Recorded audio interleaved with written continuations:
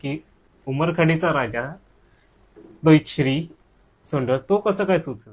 ते आमचे एकाचं नवस होता, ते पूर्ण झालं. हम्म. तेव्हा मी डायमंड करायचा ठरवला. पहिला तर नाहीच ठरवला 1 वर्ष की नाही, कारण की ते निघेल वगैरे, हम्म. डायमंडवर निघू शकतो. 1 वर्ष बघितला, अभ्यास केला, नेक्स्ट इयर केला. पण जे डायमंड करणारे दोघं बंधू आहेत, सिद्धेश आणि त्याचा भाऊ, त्यांनी सांगितलं आपण काहीतरी वेगळं करू आणि असं असं आहे. ठीक आहे, करून बघू. त्यांनी आणि ते असं पॅच बनवलं नाही, त्यांनी जागेवरती ते श्री बनवलंय. हो. आणि मोस्ट ऑफ पॅचवर्क असतं आमच्या इथे. जसं माझ्या मित्राचा भोईराचा जॉब लागला, त्याचा कोर्टामध्ये होत नव्हता, तेव्हा त्यांनी नवस केलेलं, ते पूर्ण झालं. तेव्हा तो बोला आपण डायमंड वर्क, पॅच वर्क नाही करायचा. म्हणजे आमच्या याला मोस्ट ऑफ असं ना पॅच नसतात.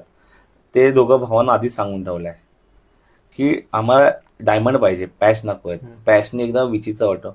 मग त्यांनी तिथे सी बनवला, मग तो एवढा सर्वांना आवडला. म्हणजे उमरखाडी आम्ही तर सोड, बाहेरनं आम्ही आता विचार केला ना जरी काढायचा, तरी समोरना नाही तो का काढता, हम्म. तो राहून दे, हो. तो सी राहून दे. कारण की भरपूर लोकांनी घेतलंय, भरपूर लोकांनी ते घेत घेत चाललंय. त्यामुळे मी 2 वर्षापूर्वी बोललेलो की आपण ज्यांनी नवस पूर्ण झाला तो देखील मित्र बोलला की आपण चेंज करूया. तर नाही, एरियातलेच आमचे सहकारी आणि मंडळातलेच बोलतात नाही राहून दे, बघू. तसं ते त्या दोघा भावांमुळे झालं, त्यांनी आयडिया आली, आमची नव्हती आयडिया.